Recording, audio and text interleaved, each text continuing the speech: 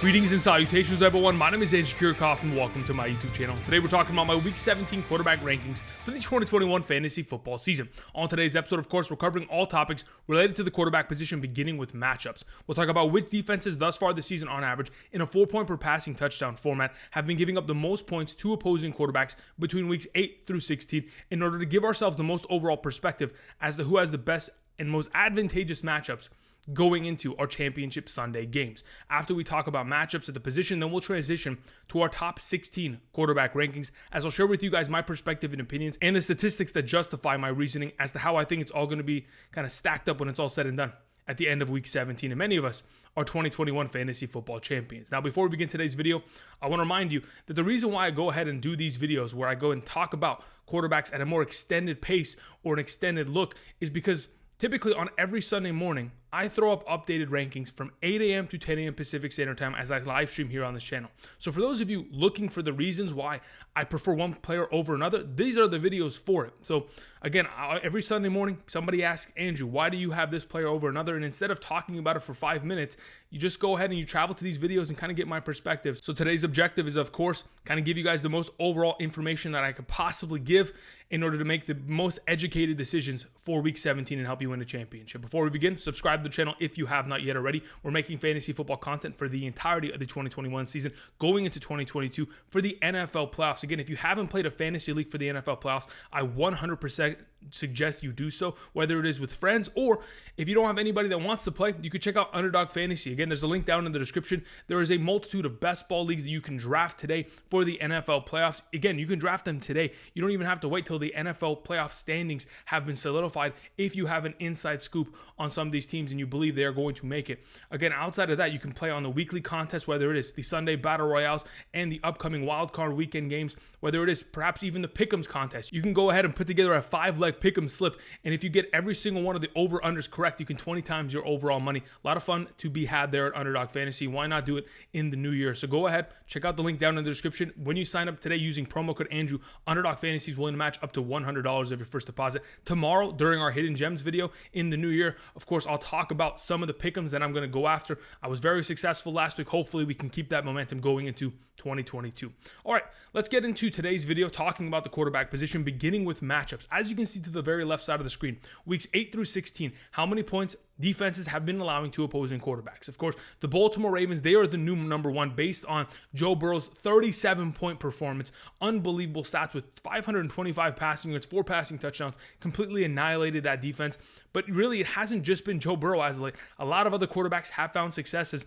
You know, the touchdown to interception ratio, 16-1 as of the last 8 weeks here. I know the Baltimore Ravens had a week 9 bye week, but still, they've given up a bunch of points to opposing quarterbacks, something that we want to look into, and hopefully Matthew Stafford could take advantage of that. Of course, the Washington football team, Chicago Bears, Minnesota Vikings, New York Jets. A lot of these quarterbacks like Aaron Rodgers, Tom Brady, of course, Jalen Hurts, some of our top 8 quarterbacks at the position have very advantageous matchups. So for those of you who have them, you are very lucky in this given week. Now, on the other end of the spectrum, of course, we typically don't want to play players like Trevor Lawrence against the New England Patriots. We don't want to play Ryan Tannehill against Miami, even though it is a revenge game against his former organization. The Buffalo Bills against Matt Ryan. Matt Ryan hasn't put up more than 10 fantasy points in the last month. So, of course, some of these matchups, not the greatest for the quarterback position, and we typically try to avoid them in any sort of possibility that we can. So, either way, just wanted to throw these statistics on screen, kind of give you guys some perspective as to how much these stats in terms of touchdowns, rushing yards, rushing touchdowns, total fantasy points in a 4-point per passing touchdown league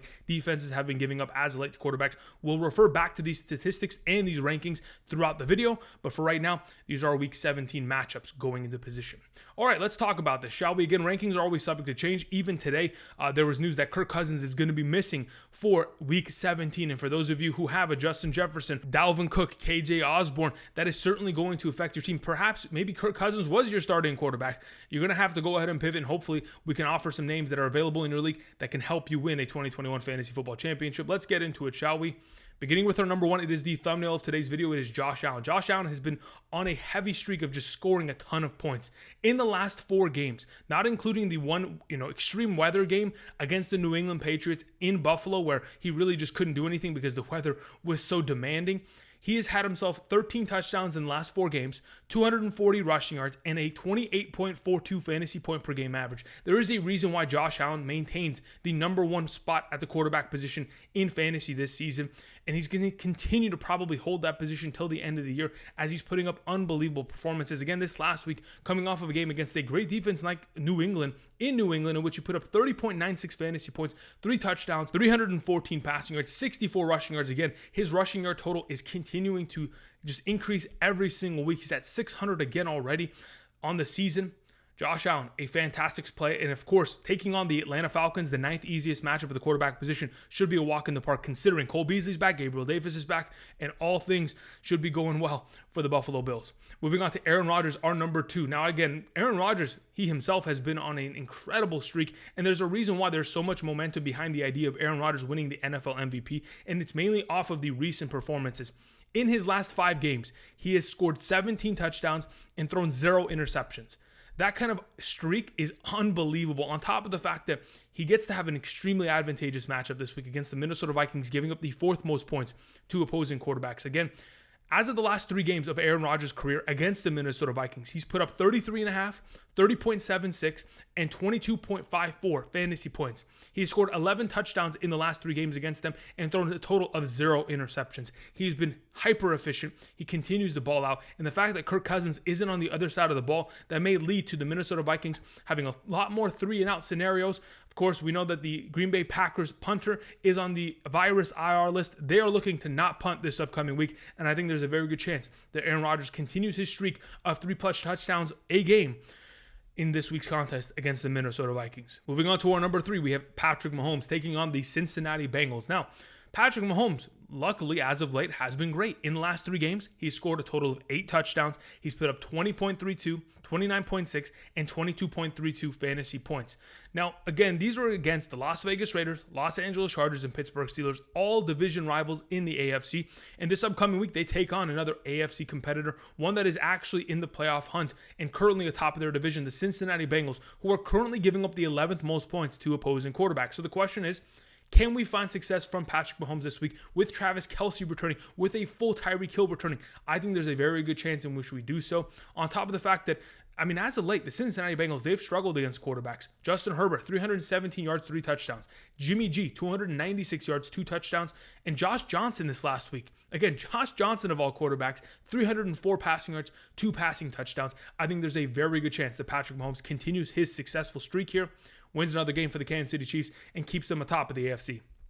Moving on to Justin Herbert, our number 4. Again, since week 11, Justin Herbert has been the number 1 overall quarterback in fantasy. That's the last 6 games of the season where he's been averaging 24.03 fantasy points per game. So as long as he's been on a consistent streak, obviously this last week's performance of 16.94 fantasy points, throwing more interceptions than touchdowns against the Houston Texans, that was a little bit of a fluke game. Now that you'll get Jalen Guyton, Mike Williams, Austin Eckler back in the lineup, your offensive line will be rebuilt. Obviously, a lot of them coming off of the IR.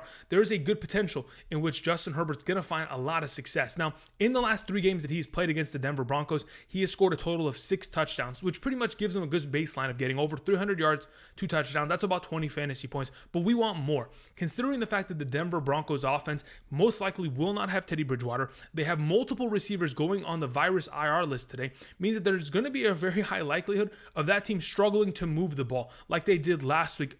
So if in fact that's the case, the Los Angeles Chargers will be ready, will be able to get the ball in Justin Herbert's hands more and more often and get him more opportunities to score more fantasy points.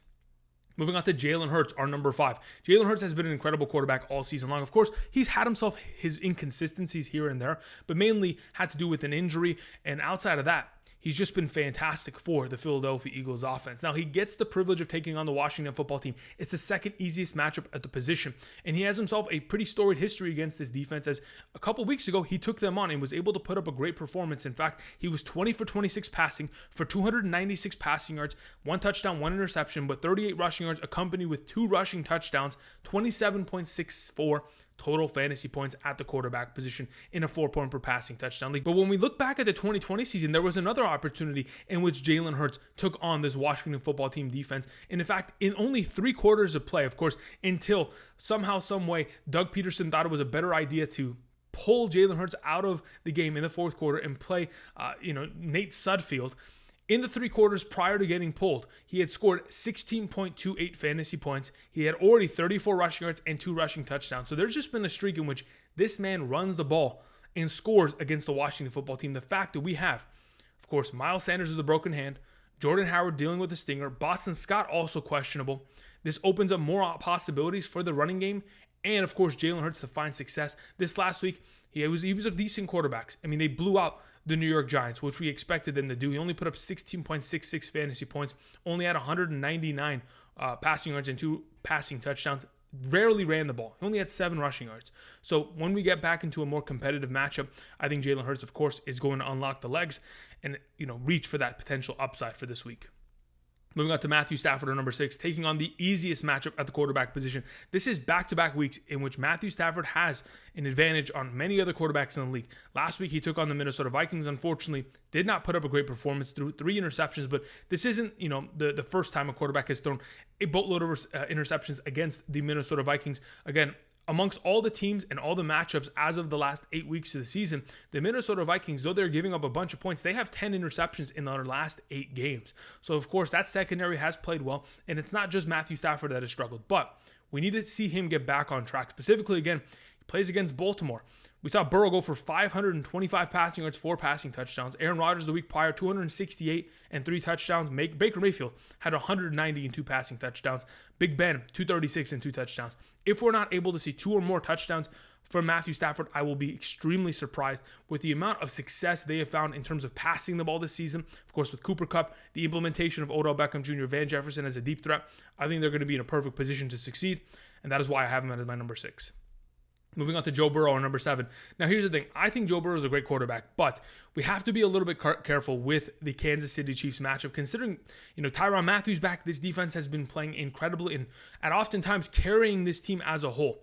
And when I look at the recent games that, of course, Joe Burrow has put forth, he's had himself some great contests. I mean, in 3 out of the last 4 games that he has played, he has had a minimum of 300 passing yards and 2 passing touchdowns, pretty much scoring about 20 fantasy points per game in that streak. So as long as he is on that pace, we shouldn't really have to worry. But again, as of late, he's put up some kind of dud performances. Most recently against the Denver Broncos, 12.78 fantasy points. Against Las Vegas, 9.02. Cleveland, 7.38.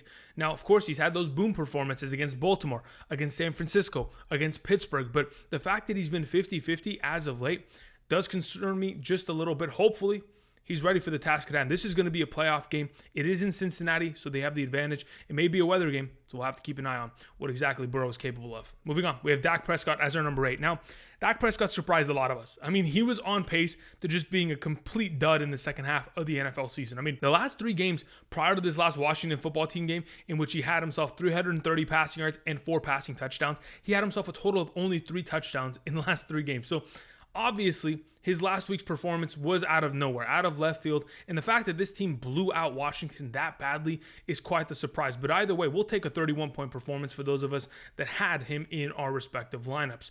But this upcoming week, there's a very good opportunity in which he could go ahead, put together another similar performance against the Arizona Cardinals. Their secondary has been struggling heavily, and in fantasy, specifically against the wide receiver position. I mean, the quarterbacks that have played against the Arizona Cardinals as of late, I mean, there is a boatload of them that have succeeded. Dalton, 229 and 2 touchdowns. Of course, he threw a bunch of picks, but still was able to score. Matthew Stafford, 287 and 3. Goff, 216 and 3. Wentz, 225 and 2. Jimmy G, 326 and 2. Aaron Rodgers, 184 and 2. We've seen quarterbacks, far and wide throw for 2 or more touchdowns against this defense on a consistent basis. So why not Dak Prescott once again put together a great performance, regardless of what you're throwing to your wide receivers, your running backs, or your tight ends? I think he could very easily succeed and put together another great week here. Moving on to the second half of the quarterback conversation, beginning with Kyler Murray. On the other side of this Dallas versus Arizona matchup, we have Kyler Murray returning to AT&T Stadium, which in his career, he is 8-0, going back to high school. So, of course, he has himself a lot of success there. But not only that, Kyler Murray this season has found a lot of success on the road rather than being at home. This season, in the 6 games in which he has played at home, he has an 8 touchdown to 7 interception passing ratio. He has run for only 198 rushing yards at home and 1 rushing touchdown, while on the road, 13 passing touchdowns to 3 interceptions, 146 rushing yards, and 4 rushing touchdowns. He has been an unbelievable quarterback on the road. Again, it's a difference of 9 total touchdowns to 17 on the road. I mean, that is just something that we often don't see from the quarterback position. But hopefully, regardless of the fact that he does not have D-Hop, he may be missing James Conner, Rondale Moore, still questionable with an injury. Kyler Murray could still put up a great performance. As of once he's returned from his injury, we have seen him run the ball far more than he had earlier this season. He's continuing to rely upon his legs. Could have had himself a rushing touchdown if he was able to outrun the defense of the Indianapolis Colts last week. But either way, has himself a lot of potential to make some big plays here. Moving on to Tom Brady, our number 10. Now, I'm hearing that there's a possibility that Antonio Brown may not play.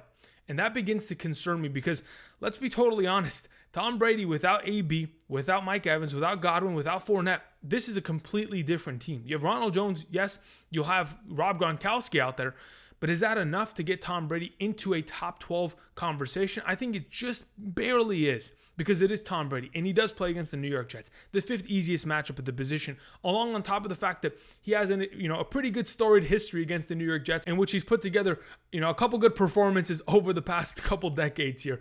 But either way, when I look at Tom Brady and I look at the matchup, there's a very good chance that anybody can score on this defense, and that has pretty much been the case all season long. There was a 10-game consecutive streak in which the New York Jets had given up to opposing quarterbacks 2 or more touchdowns. Obviously, Trevor Lawrence this last week broke that streak, but there was 10 games consecutively where they just couldn't stop any quarterback who stepped up to the plate.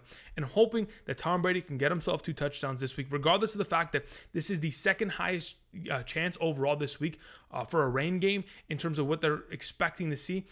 If, in fact, we get into a rain game scenario against the Jets, and of course, the Bucs want to rely upon running the ball. They don't have Bruce Arians there. He is on the virus IR list. There may be a possibility that Tom Brady's going to have to rely upon the running game this week. Hoping that's not going to be the case. Hopefully, he can get himself a couple touchdowns before he starts handing it off to Rojo in the second half. Moving on, we have Tyler Huntley as our number 11. We saw a couple clips of Lamar Jackson earlier this week at practice. He can barely run. That ankle sprain is definitely messing with him. He is most likely not going to play, and hopefully Tyler Huntley will be ready to go after coming off the virus IR. As of the last 3 games that Tyler Huntley has played, he has been 81 of 114 passing. That is a 71.05 passing completion percentage, and he has had himself over 70% passing completion percentage in all 3 of those games. On top of the fact that in the last 3 games, he's been averaging 234.67 passing yards per game, has had himself 3 passing touchdowns to only 1 interception, has ran the ball 26 times for 158 yards. In every single one of those 3 contests, has been able to surpass over 40 rushing yards. Again, that's pretty much a passing touchdown. Has had himself 2 rushing touchdowns and has averaged 20.65 fantasy points per game. Tyler Huntley, regardless of the fact that he takes on the Los Angeles Rams, again, it was just a couple weeks back that they took on the Green Bay Packers. That is a great defense this season, and he was able to go ahead and score 4 touchdowns on them and be the number 1 quarterback in that given week. Again, as long as he continues to throw the ball to Mark Andrews, they're going to find success, and I think Tyler Huntley is a great overall play. Moving on to our number 12 in the final of our top 12 at the position, Taysom Hill. Taysom Hill, coming off the virus IR, takes on the Carolina Panthers. Again, the reason why I have hope that Taysom Hill could step up mainly has to do with the fact that Stephon Gilmore, the number 1 quarterback of the Carolina Panthers, he is out. And the Carolina Panthers, they give up the 9th most points to opposing running backs as of the last 8 weeks. Besides the fact that Alvin Kamara is going to run the ball, we're going to find a lot of Taysom Hill running the ball, because in the last 2 recent successful performances, not counting the one against the Tampa Bay Buccaneers, because it certainly is tough to run the ball against them, he's been a great overall quarterback. Besides the fact that he ran for 101 yards against Dallas, and in the following week, he ran for 73 yards and 2 rushing touchdowns against the New York Jets. I think there's a very good possibility in which Taysom Hill finds a lot of success throwing the ball, especially considering he had a week off to go ahead and rest that middle finger on his throwing arm. Again, he has that mallet finger that has been bugging him, obviously changing the trajectory of some of his passes. But as long as he has more rest, as long as he has a advantageous matchup against the Carolina Panthers, I think there's a very good possibility that Taysom Hill finds himself a great performance here. Moving on to our number 13, Trey Lance. Again, with Jimmy Garoppolo officially being considered out for this week with the UCL, fractured thumb on the throwing hand, there's a possibility where Trey Lance just takes over and continues to ride this team into the playoffs. A Wally Pipp situation of sorts, similar to the past in which Colin Kaepernick took over Alex Smith's job with the 49ers many years ago. But either way, Trey Lance, he has the opportunity to take on the Houston Texans defense. In the 2 games in which Trey Lance has played, he has thrown for 150 157 yards and 192 yards. In one of the games, 2 passing touchdowns, in the other 0. In both games, was able to surpass 40 rushing yards, put together 41 and an 89 against the Arizona Cardinals. Almost had himself a rushing touchdown. Unfortunately, got stuffed by Chandler Jones on the 1-yard line. And his fantasy point contributions, 20.38 and 14.58. There has been a lot of success for quarterbacks who have been able to run the ball as consistently as a quarterback like Trey Lance. And considering the team knows how athletic he is, they're going to go ahead and give him some opportunities to run the ball, find success there, and continue to increase the baseline of his overall fantasy performance and then add on top of it with his passing game. Again, he's got a lot of weapons surrounding him. He should be in a good spot against Houston.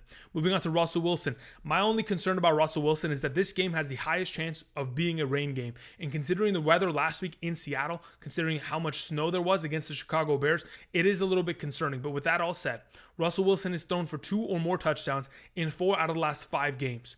As long as this man is continuing to be given an opportunity, I'm expecting him to have himself 2 passing touchdowns. Is he going to blow the roof off of the stadium? I mean, there isn't a roof in Seattle, but nonetheless, is he going to have himself an upside performance? Probably not. But I think safely could get himself 2 touchdowns, 200 yards, a couple rushing yards here and there, and be a decent top 16 quarterback.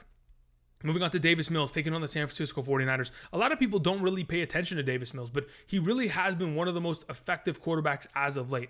In his last 4 starts at the quarterback position for the Houston Texans, he has averaged 17.77 fantasy points per game in a 4-point per passing touchdown league. In those performances, 310 passing yards, 2 touchdowns, 331 and a touchdown, 209, 2 touchdowns, 254 and 2 touchdowns. He's coming off of a week in which they beat the Los Angeles Chargers. They put up 40 points on the Chargers. So why not Davis Mills? Of course, he gets Brandon Cooks back in the lineup, continues to open up opportunity against a defense like the San Francisco 49ers that we saw last week. Ryan Tannehill and A.J. Brown could not be stopped. A.J. Brown went for 11 catches, over 100 yards, and a touchdown.